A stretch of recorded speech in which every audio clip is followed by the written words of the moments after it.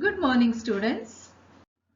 In previous class, you have studied about prism, refraction of light through prism, dispersion of light by a prism. In today's class, let us study about atmospheric refraction and scattering of light. Atmospheric refraction is the phenomena of bending of light on passing through Earth's atmosphere. As we move above the surface of Earth, density of air goes on decreasing.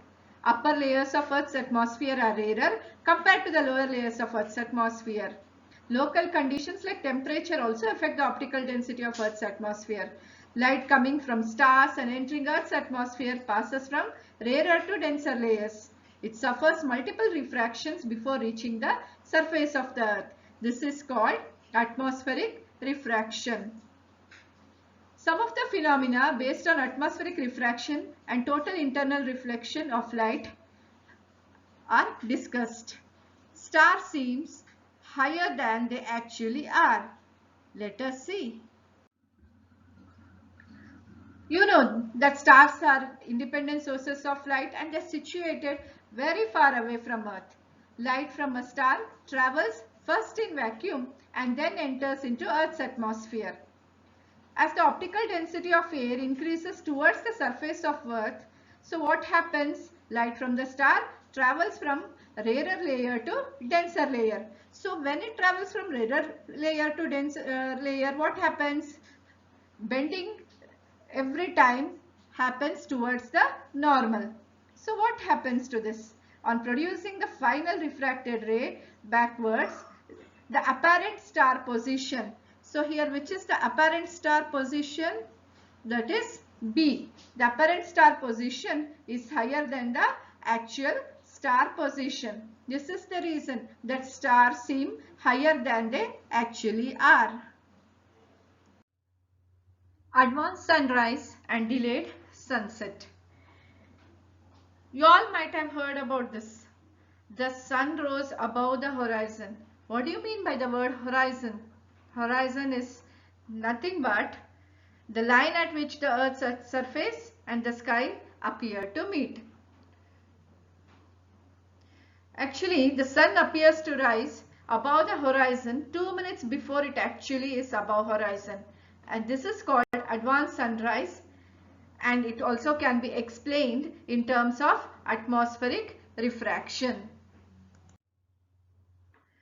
As we move above the surface of the Earth, you all know density of air goes on decreasing. So what happens? The light from the sun on entering the Earth's atmosphere passes from rarer to denser layers, bending towards the normal every time.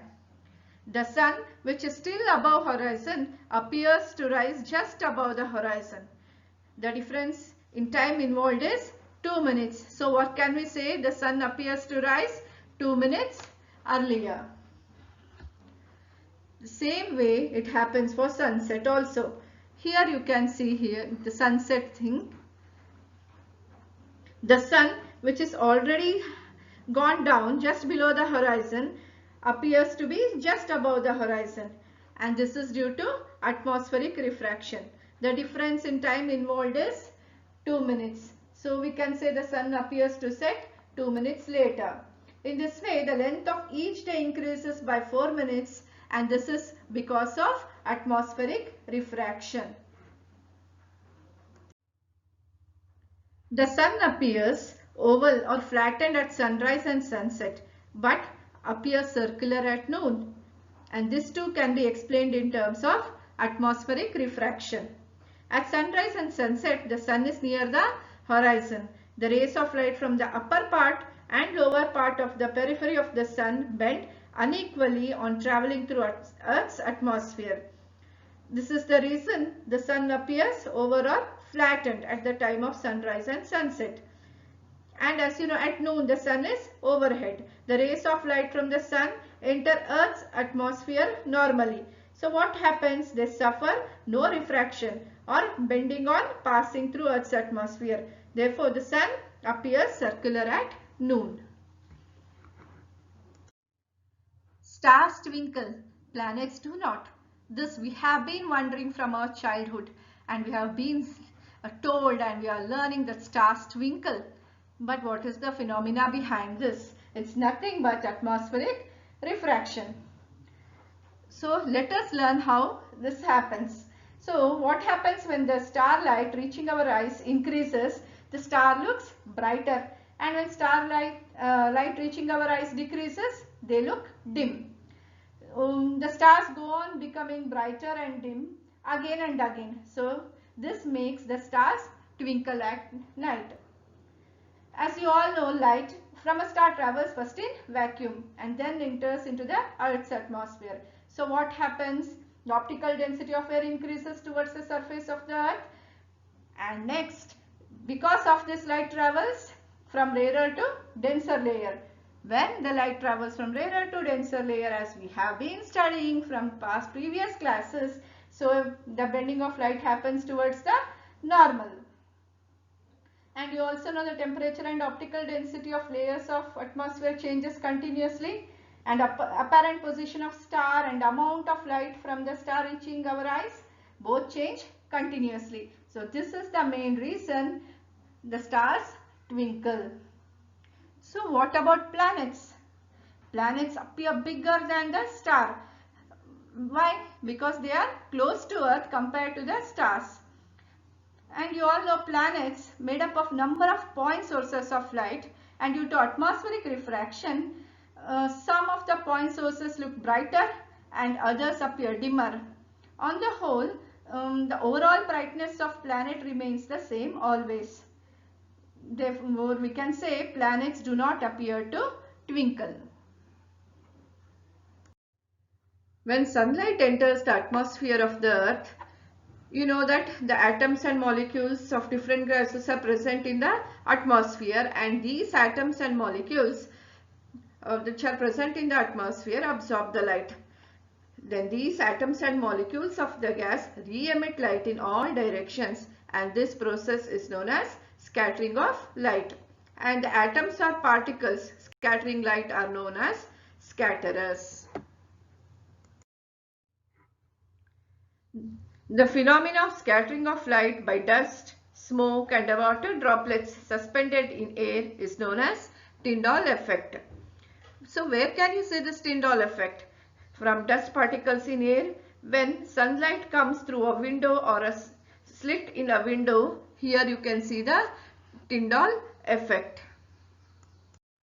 You can also observe Tyndall effect when sunlight comes down through the dense forest. Here you can see how the light is scattered. When sunlight enters the Earth's atmosphere, the atoms or the molecules of the gases present in the atmosphere scatter this light.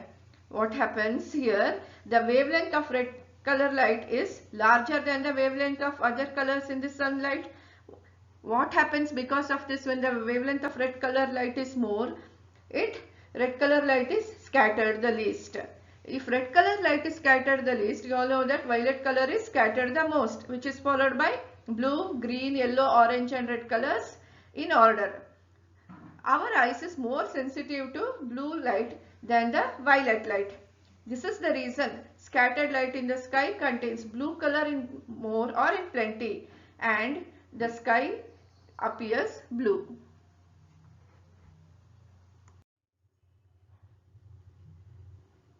Why clouds are white? You know that clouds are made of water droplets of different sizes, and these water droplets of different sizes scatter different colors of light. Now let us take a small example. Let us take tiniest droplet, water droplet, and this tiniest droplet scatter more blue color light than other colors.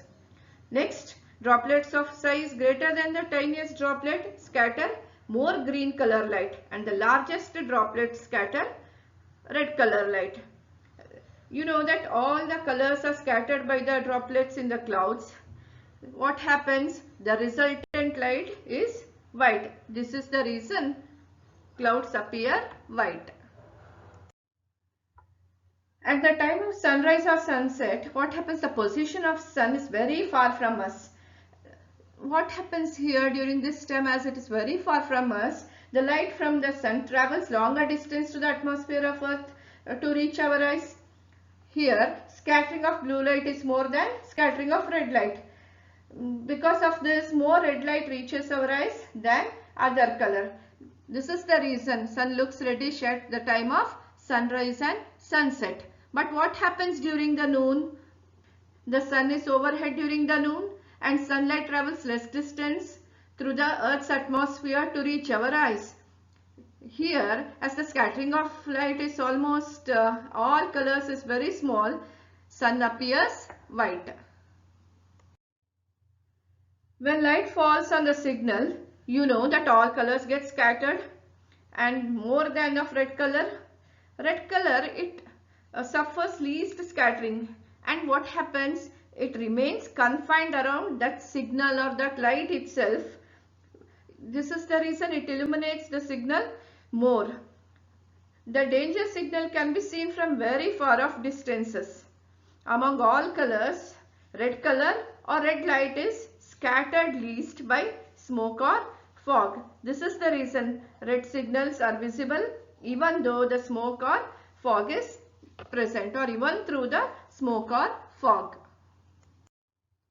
In today's class, children, you have studied about atmospheric refraction, scattering of light and applications in daily life. Thank you.